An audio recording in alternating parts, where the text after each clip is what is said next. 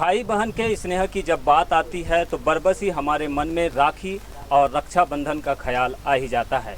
Corona त्रासदी और चीन के साथ सीमा विवाद के बाद देश में आत्मनिर्भर भारत की बात बड़े पैमाने पर चली और इसी बात को स्वीकार करते हुए देश में कई युवा ऐसे हैं जो अब आत्मनिर्भर भारत की दिशा में अपने कदम बढ़ा रहे हैं।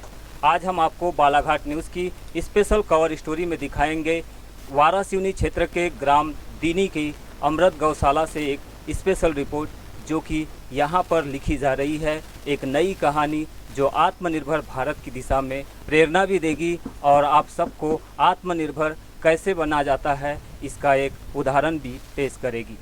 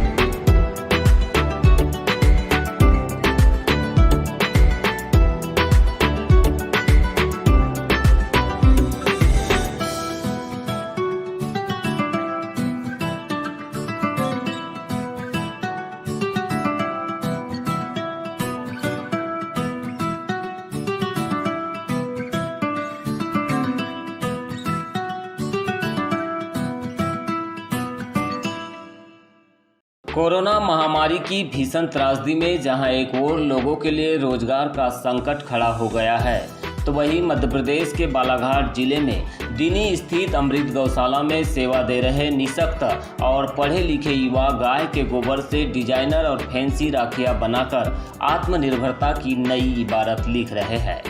गौशाला का संचालन भुवन उर्फ बाबा उपवंशी कर रहे हैं जो कंप्यूटर साइंस की पढ़ाई करने के बाद नौकरी छोड़कर इस काम को निरंतर गति प्रदान कर रहे हैं। लेकिन समय के साथ उन्होंने इसमें कुछ बदलाव किए और रचनात्मक सोच के साथ नए आयामों को भी स्थापित किया।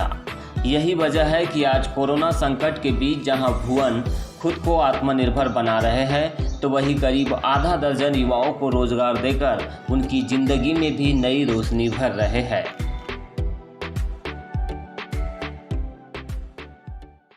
यहाँ पे बेरोजगार घूम रहा था सर। यहाँ पे मुझे काम का स्रोत मिला तो यहाँ काम करने लगा गौशाला में, तो मज़ा भी आ रहा है काम करने में। किस तरह का काम कर रहे हैं? राखियाँ बना रहे हैं, कलर मलर और ये मूर्ति काय की मूर्ति बना रहे हैं। और क्या संभावना है आगे रोजगार का?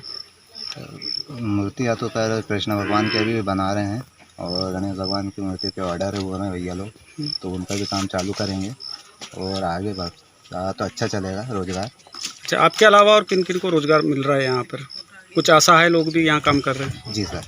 क्या कौन कौन है यहाँ पे हैं? मतलब गांव के ही हैं सब, भाईचारे दोस्त लोग सब बाहर पे फंसे हुए हैं। कोई विकलांग है, सबको अपना अपना रोजगार मिल रहा है। खाली पीली बैठे थे तो सब सुकून से काम कर रहे हैं। वर्तमान में उनकी गौशाला में करीब 100 गौवंश है और उसके साथ बकरियां और खरगोश भी पाले जा रहे हैं। गौवंश के गोबर से जहां वे इस डिजाइनर और फैंसी राखियां तैयार कर रहे हैं तो वहीं अन्य उत्पाद भी बनाने पर ध्यान दे रहे हैं, जिसमें गणेश प्रतिमाएं, दिए, गोकाष्ठ और पूजन सामग्री भी शामिल है। गाय के गोबर से बन रहे इन उत्पादों से पर्यावरण की सुरक्षा भी हो रही है और लोगों को रोजगार भी मिल रहा है। फिलहाल इन उत्पादों की मांग कम जरूर है, लेकिन भुवन को यकीन है कि वह एक दिन इन उत्पादों को न केवल बालाघाट जिला बल्कि राष्ट्रीय और अंतर्राष्ट्रीय स्तर पर भी पहचान दिलाएंगे, जिससे कि हम चाइना मेड राखियाँ, मूर्तियाँ और चाइनीज दियों को कड़ी टक्कर देकर आत्मनिर्भर भारत का इको फ्रेंडली विकल्प तैयार कर सके। आत्मनिर्भर भारत की दिशा में जिस युवा ने आज कदम बढ़ाया है बालाघाट जिले में, उस युवा का नाम है भुवन उर्फ बाबा उपवंशी, जो कि ग्राम दीनी के निवासी है। और आज हम इनके फार्मिंग सेक्टर जो है वहीं पर मौजूद है, जहां पे आत्मनिर्भर भारत की दिशा में यह सब काम हो रहा है।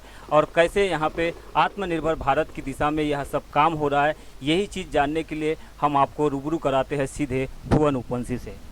आपका स्वागत है जी, धन्यवाद। मैं एक गौशाला चलाता हूँ, जिसके पास 80 गाय है और मेरी गौशाला स्वावलंबी गौशाला है। पहले दूसरी चीज़ें हम बनाते थे, और साबुन हो गया, शैम्पू हो गई, नहाने की साबुन और धूप वगैरह।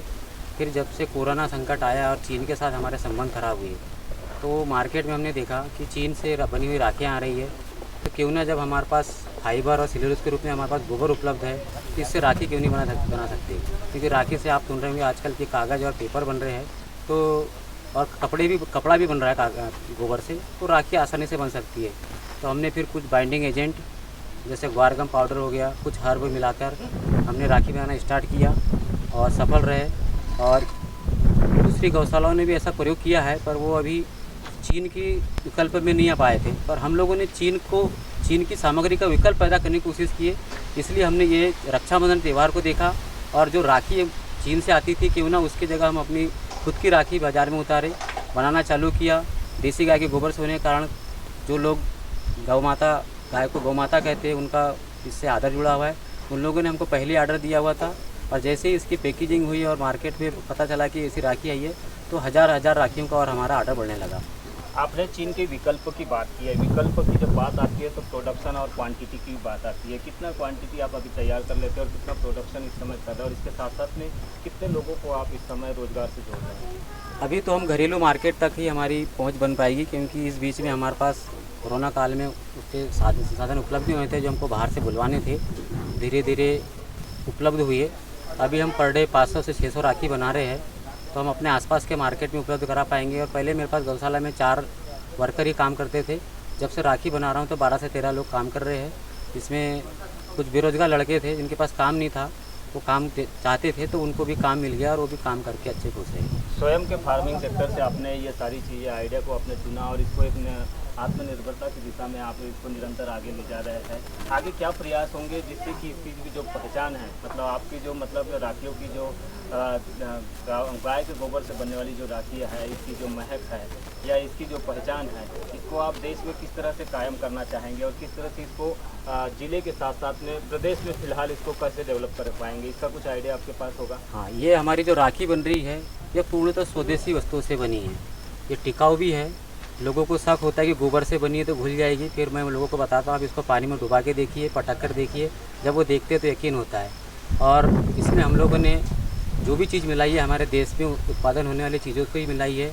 और ये राखी की अच्छी बात यह है कि इसे किसी भी तरीके से कोई केमिकल नहीं है, इसमें कोई ऐसी चीज़ मिलाई नहीं है कि किसी को नुकसान हो, बल्कि इसमें हमने ऐसी जड़ी बूटियाँ मिलाई है कि आपके आसपास मच्छर और मक्खी नहीं फटकेगी। हमने इसमें बनाते समय तुलसी के बीज मिला दिए। जब भी ये राखी का आप उपयोग करके इसे ज़मीन में गाड़ दोगे या ये भूमि से मिल जाएगी, तो वहाँ तुलसी के पौधे उग जाएंगे। और एक तुलसी की उपयोग हमारे देश में काफ़ी बहुत मात्रा में होता है। इस तरह से हमारी राखी उपयोग करने के पहले भी काम की है और उपयोग होने के बाद भी ये उतनी ही उपयोगी है। ये जो आपका इनोवेटिव वर्क है या ये जो एक नया क्रम आपने जोड़ा है इस दिशा में, तो इसको आगे किस तरह से आगे ले जाना चाहेंगे, कुछ इसका आइडिया आपके मन में? हाँ, जब मैं चीन के विकल्प की बात कर रहा हूँ, तो क्यों हम अपने देश के ही घरेलू मार्केट में क्यों ना हम अंतर्राष्ट्रीय बाजार तक की भी इस चीज़ को पहुँचाने की कोशिश करेंगे। अगर क्वालिटी हो और अपने कार्य में कुशलता हो और उसमें क्वालिटी अच्छी देंगे, तो विदेशों में भी इसकी डिमांड आएगी। और हमारा देश तो शुरू से ही जड़ी बूटी और ऐसी घरेलू चीज़ों के लिए प्रसिद्ध रहा है, तो क्यों ना हम इसको विदेशी बाज़ारों तक के पहुँचाएँगे। इससे देश में GDP भी बढ़ेगी और आत्मनिर्भरता की ओर हमारा कदम भी बढ़ते रहेगा। तो अभी आप सुन रहे थे दिनी से भुवन उपवंशी उर्फ बाबा जी को, जो कि जिन फार्मिंग सेक्टर के माध्यम से उन्होंने एक इनिशिएटिव कार्य यहाँ से शुरू किया है आत्मनिर्भर भारत की दिशा में। और इस समय वे रक्षाबंधन त्यौहार को लेकर गाय के गोबर से बनने वाली राखियों का निर्माण बड़ी तादाद में कर रहे हैं। और इसी प्रेरणा के बलबूते आज वो बालाघाट के साथ साथ राज्य स्तर पर इस पूरे जो प्रोडक्शन क्षेत्र है उनका, उसको पूरे प्रदेश में पहुंचाना चाहते हैं। और साथ साथ में अंतर्राष्ट्रीय स्तर की भी इन्होंने बात की है। तो देखना यह होगा कि आखिरकार गाय के गोबर से बनी हुई पंचगव्य की ये राखियाँ कहां कहां तक पहुंच पाती है और किस तरह से इसका मार्केट बालाघाट सहित पूरे देश में बढ़ पाता है। बालाघाट न्यूज़ के लिए मैं यमलेश वंजारी।